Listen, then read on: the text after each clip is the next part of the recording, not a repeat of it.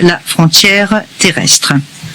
La Cour relève que l'accord des gouverneurs de 1919, qui revêt la forme d'un échange de plusieurs lettres, indique que dans la zone du Quillet, les représentants locaux agissant au nom des puissances coloniales sont convenus que, je cite, dans la partie orientale du territoire espagnol, entre le parallèle de 2 degrés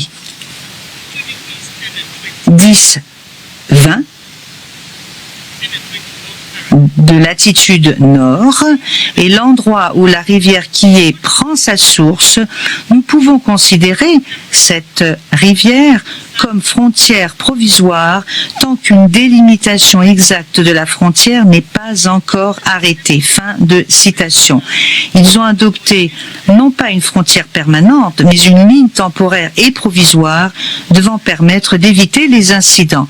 La Cour réaffirme que même s'il y avait eu une ligne provisoire jugée utile pour un certain temps, cela n'en ferait pas une frontière internationale.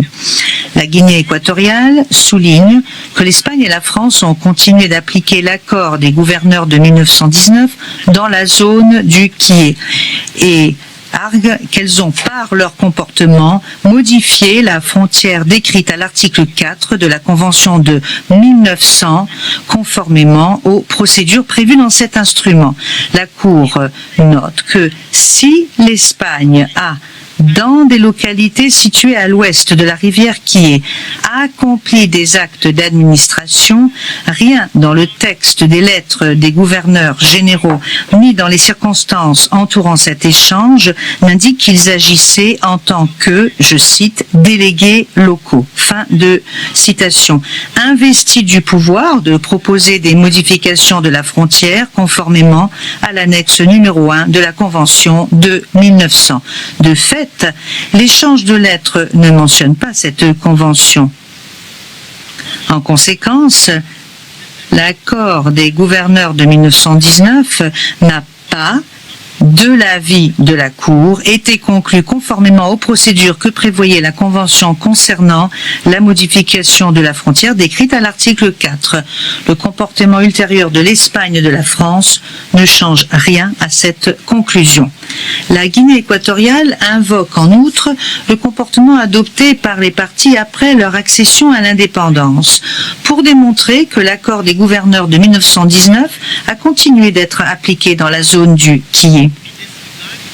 À cet égard, la Guinée équatoriale attache une importance particulière à l'accord de 2007 et aux 2 ponts qui ont été construits en application de cet accord et inaugurés par les chefs d'État respectifs des 2 pays en 2011.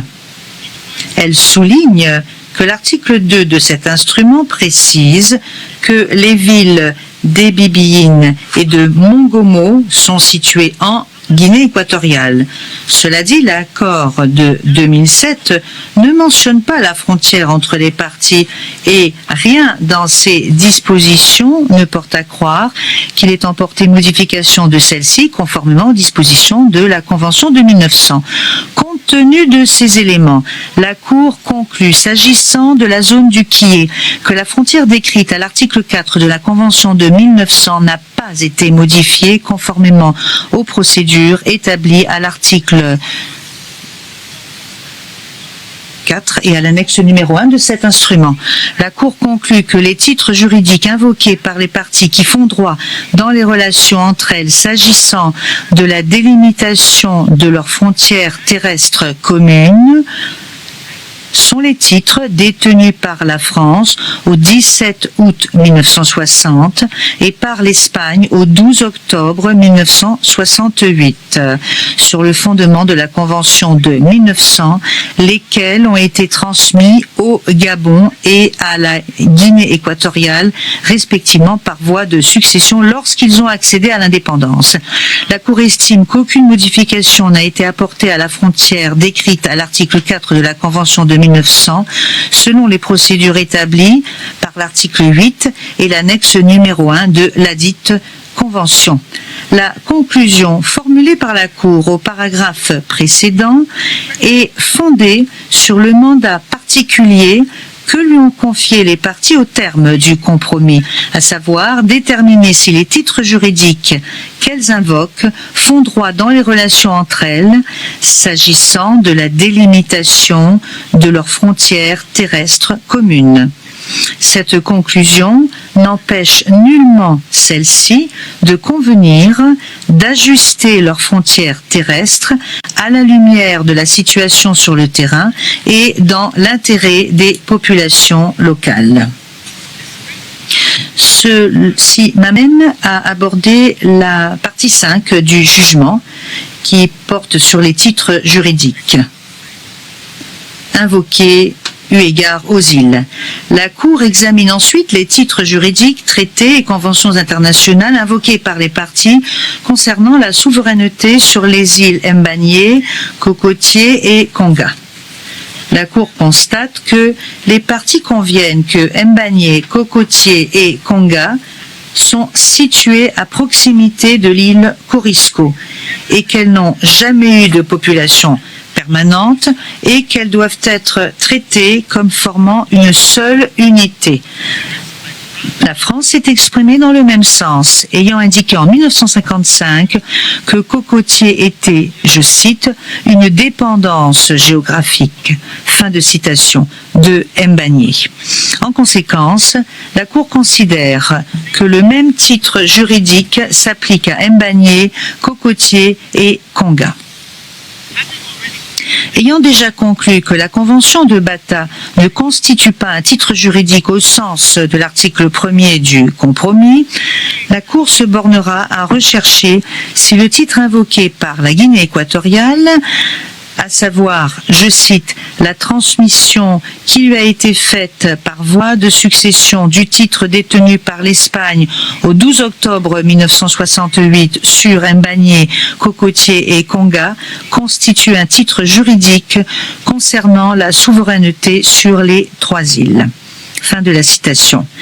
La Cour commence par examiner les traités sur lesquels la Guinée équatoriale s'appuie pour affirmer que l'Espagne détenait le titre sur les 3 îles. Elle observe à cet égard que dans le traité du Pardo de 1778, par lequel le Portugal avait cédé à l'Espagne son territoire colonial situé dans le golfe de Guinée, il n'est fait aucune mention ni de Corisco, ni de Mbanyé, Cocotier et Konga, et que, en conséquence, ce traité ne peut être considéré comme la source du titre de l'Espagne sur les 3 îles.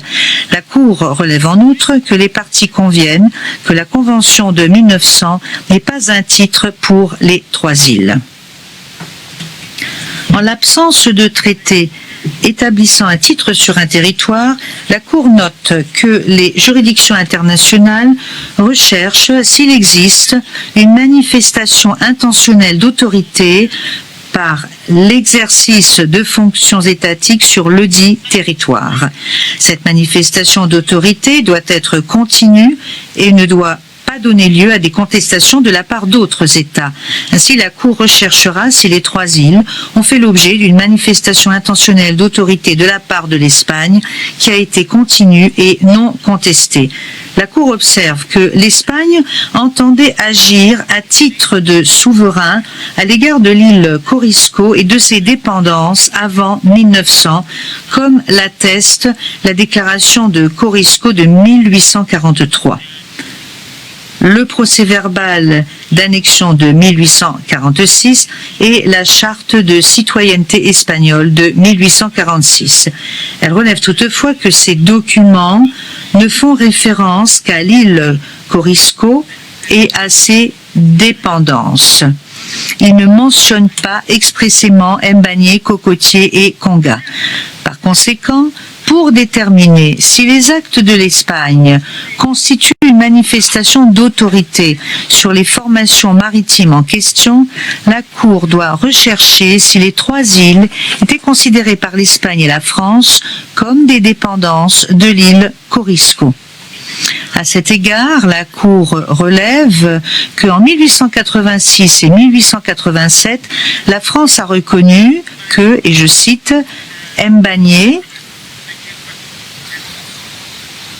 était, je cite, une dépendance géographique, fin de la citation, et je cite à nouveau, une dépendance naturelle de l'île Corisco.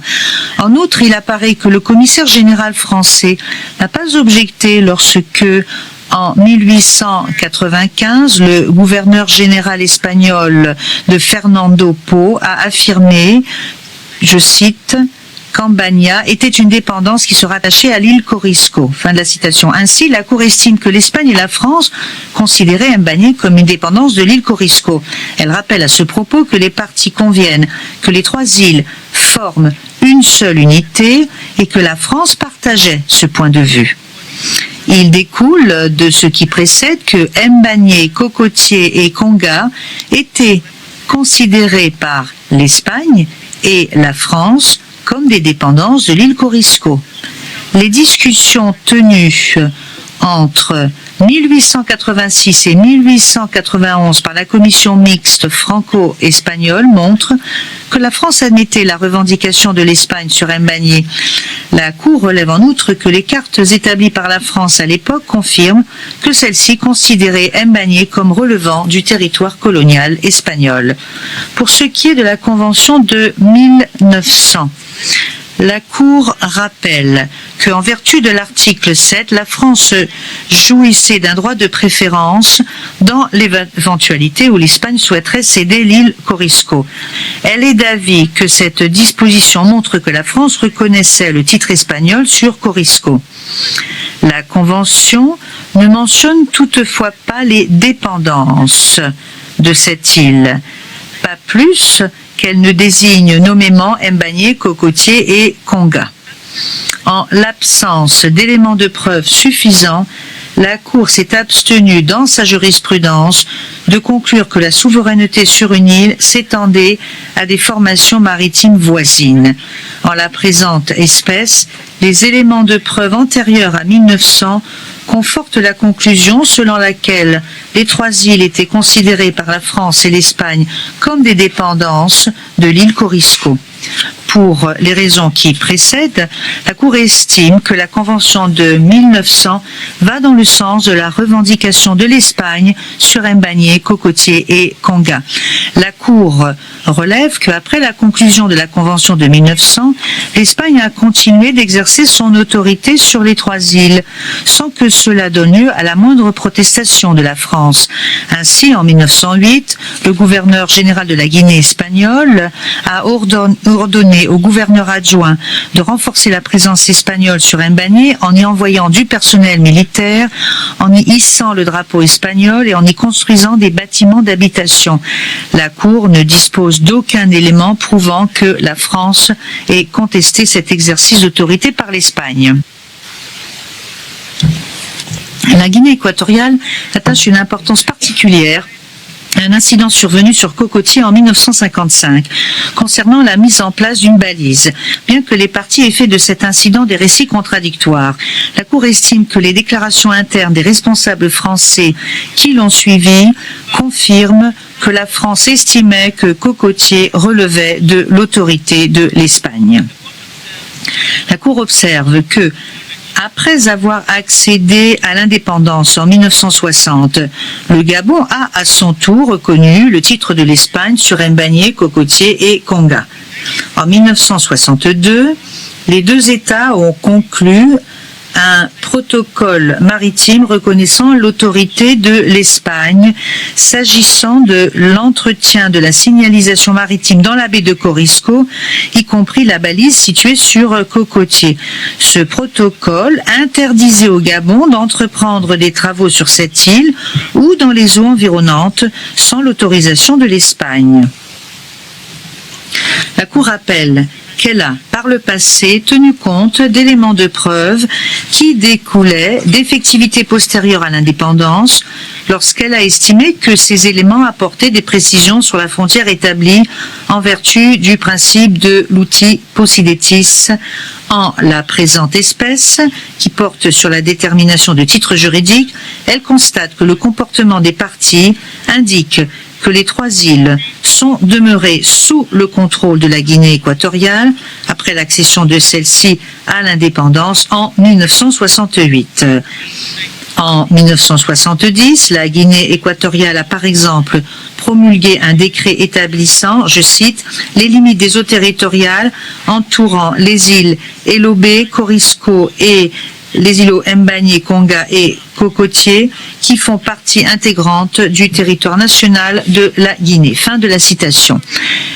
Elle a adressé ce décret au secrétaire général de l'Organisation des Nations Unies, laquelle a transmis la communication à tous ses États membres, dont le Gabon.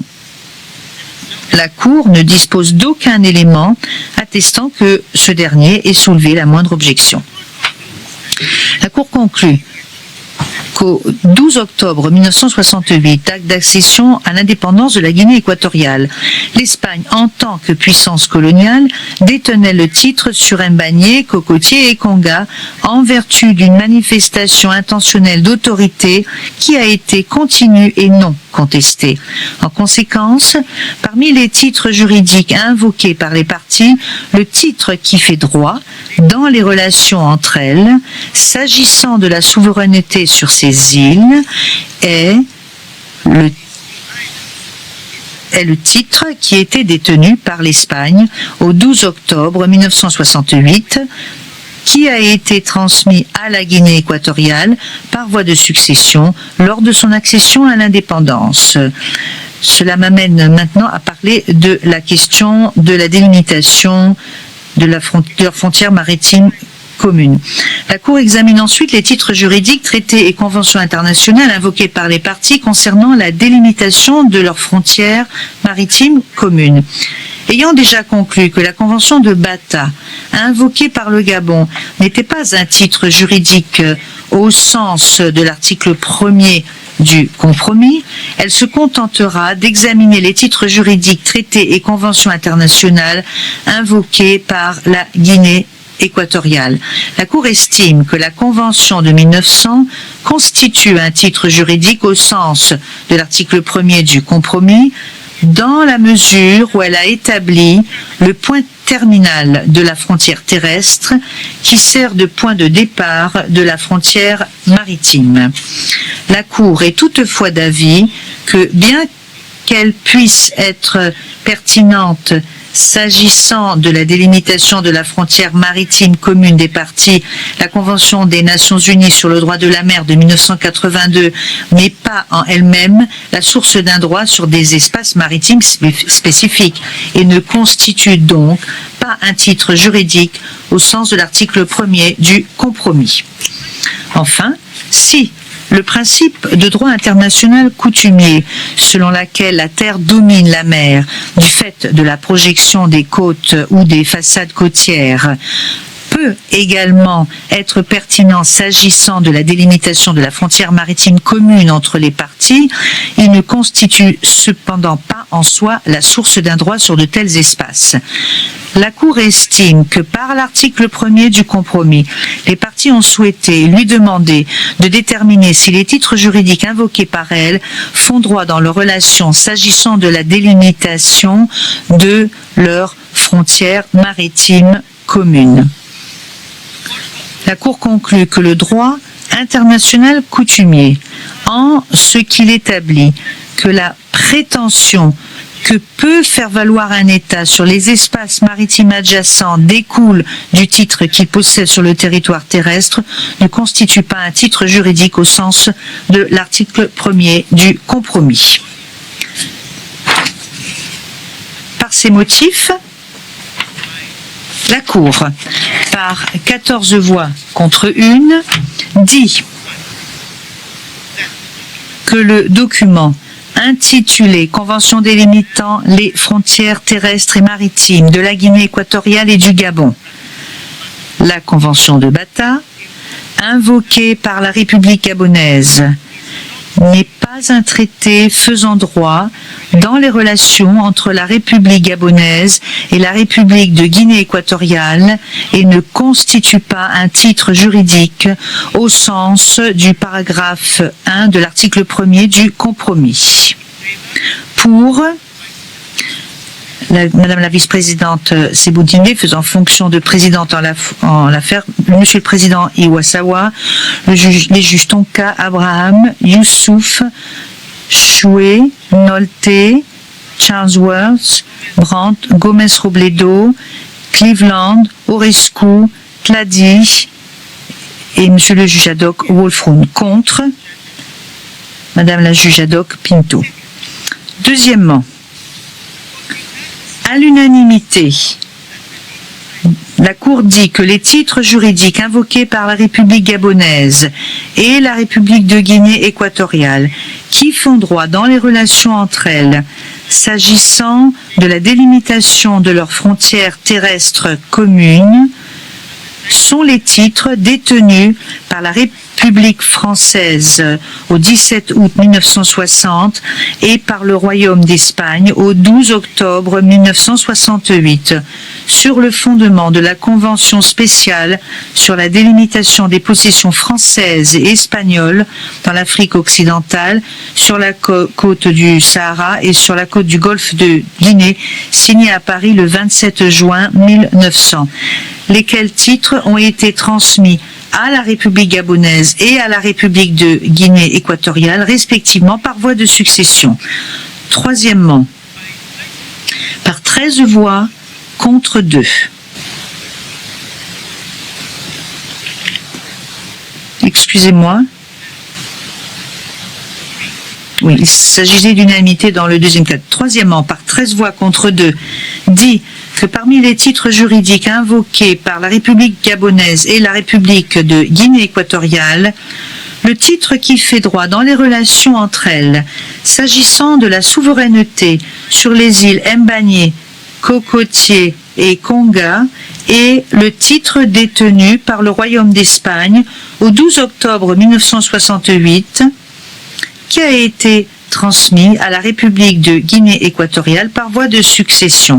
Pour Madame la vice-présidente Sebutinde, faisant fonction de présidente en l'affaire, Monsieur le président de la Cour Iwasawa, Mesdames et Messieurs les juges Tonka, Abraham, Youssouf, Nolte, Charlesworth, Brandt, Gomez-Robledo, Cleveland, Orescu, Tladi, Monsieur le juge ad hoc Wolfroun. Contre, Mesdames les juges Choué et Madame la juge ad hoc Pinto. Quatrièmement, la Cour dit que la Convention spéciale sur la délimitation des possessions françaises et espagnoles dans l'Afrique occidentale, sur la côte du Sahara et sur la côte du Golfe de Guinée, signée à Paris le 27 juin 1900, constitue un titre juridique au sens du paragraphe 1 de l'article 1er du compromis, dans la mesure où elle a établi le point terminal de la frontière terrestre entre la République gabonaise et la République de Guinée équatoriale, lequel sera le point de départ de la frontière maritime délimitant leurs espaces maritimes respectifs. Cinquièmement, à l'unanimité, dit que la Convention des Nations Unies sur le droit de la mer de 1982 est une convention internationale qui fait droit dans les relations entre la République gabonaise et la République de Guinée équatoriale, au sens du paragraphe 1 de l'article 1er du compromis, s'agissant de la délimitation de leurs frontières maritimes. Je donne maintenant la parole à Monsieur le greffier qui va nous donner lecture du dispositif du jugement en français. 1. Par 14 voix contre 1, dit que le document intitulé « Convention délimitant les frontières terrestres et maritimes de la Guinée équatoriale et du Gabon », la Convention de Bata, invoquée par la République gabonaise, n'est pas un traité faisant droit dans les relations entre la République gabonaise et la République de Guinée équatoriale, et ne constitue pas un titre juridique au sens du paragraphe 1er de l'article 1er du compromis. Pour Madame Sebutinde, vice-présidente faisant fonction de présidente en l'affaire, Monsieur Iwasawa, président de la Cour, Messieurs Tonka, Abraham, Youssouf, Madame Choué, Monsieur Nolte, Madame Charlesworth, Messieurs Brandt, Gomez-Robledo, Madame Cleveland, Messieurs Orescu, Tladi, juge. M. Wolfrum, juge ad hoc. Contre, Mme Pinto, juge ad hoc. 2.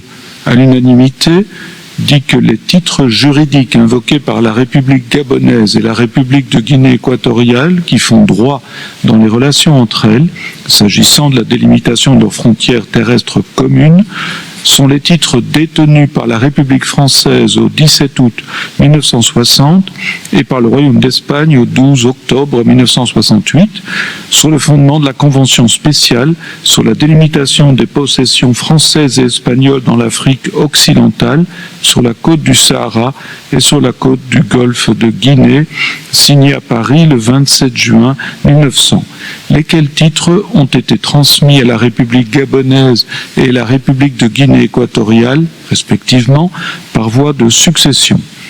3. Par 13 voix contre 2, dit que parmi les titres juridiques invoqués par la République gabonaise et la République de Guinée équatoriale, le titre qui fait droit dans les relations entre elles, s'agissant de la souveraineté sur les îles Mbagné, Mbagné, Cocotier, Cocoteros et Conga, est le titre détenu par le Royaume d'Espagne au 12 octobre 1968, qui a été transmis à la République de Guinée équatoriale par voie de succession. Pour Madame Sebutinde, vice-présidente faisant fonction de présidente en l'affaire, Monsieur Iwasawa, président de la Cour, Messieurs Tomka, Abraham, Youssouf, Monsieur Nolte, Madame Charlesworth, Messieurs Brand, Gomez Robledo, Madame Cleveland, Messieurs Orescu Tladi, juge, Monsieur Wolfrum, juge ad hoc. Contre, Madame Chouet, juge, Madame Pinto, juge ad hoc. 4.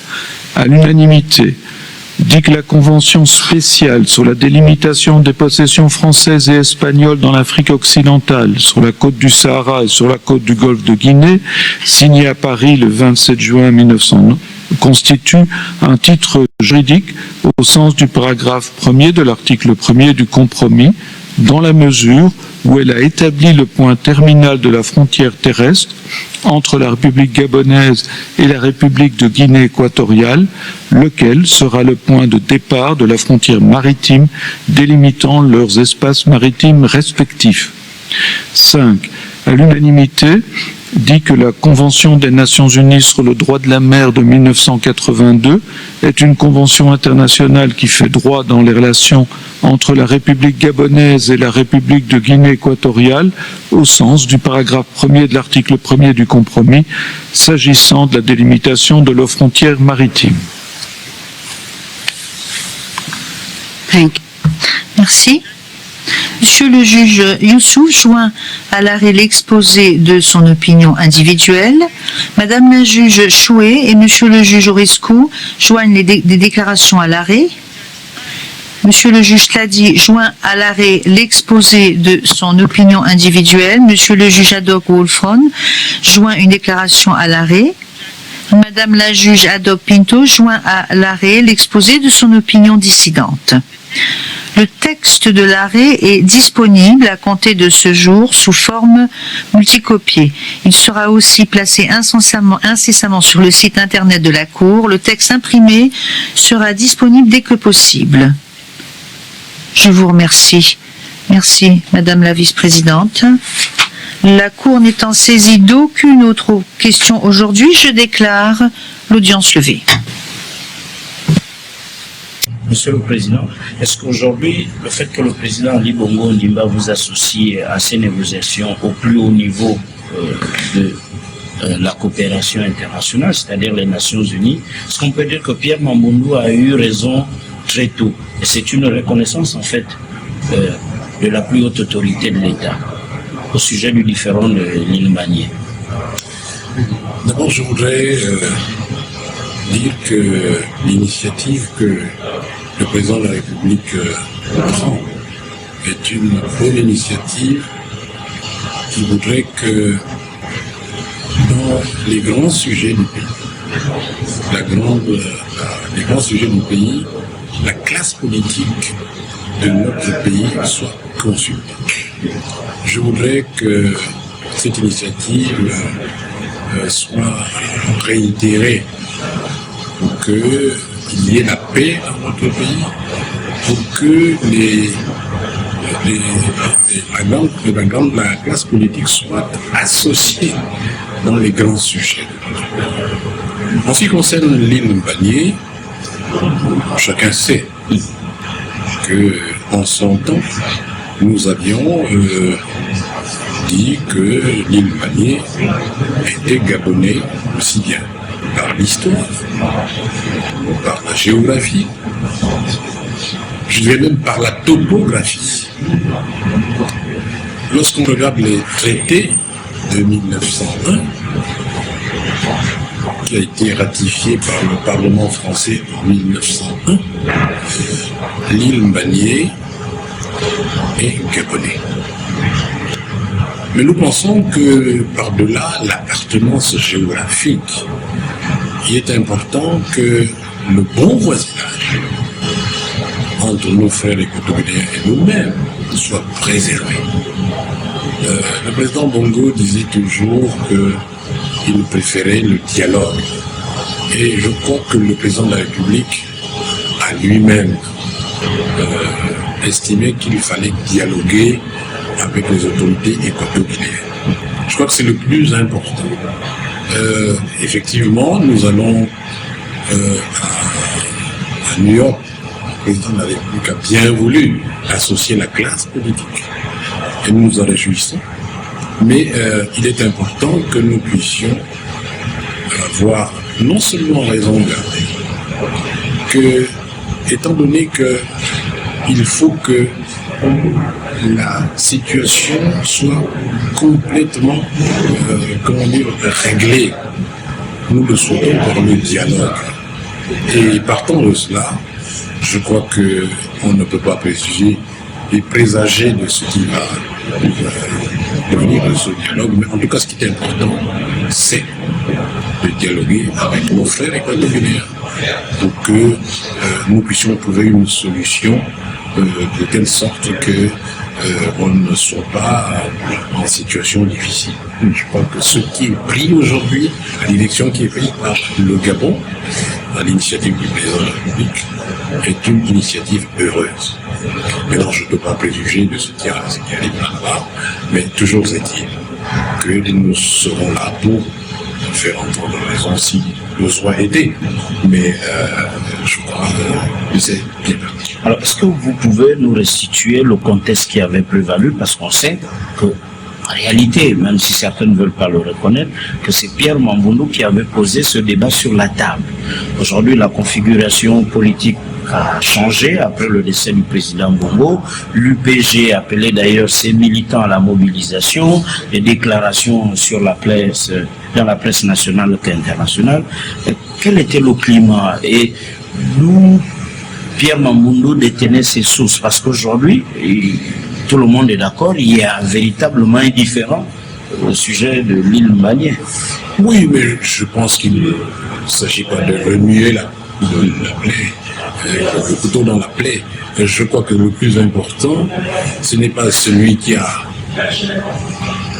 posé le problème sur la place publique, mais ce qui est important, c'est de trouver la solution. Je crois que nous n'avons pas de moteur. Ce qui se passe aujourd'hui, c'est que il y a un problème. Ce problème est désormais patent. C'est désormais public. Mais il ne faut pas oublier quand même qu'il y avait déjà une initiative qui a été prise par le président Bongo à l'époque.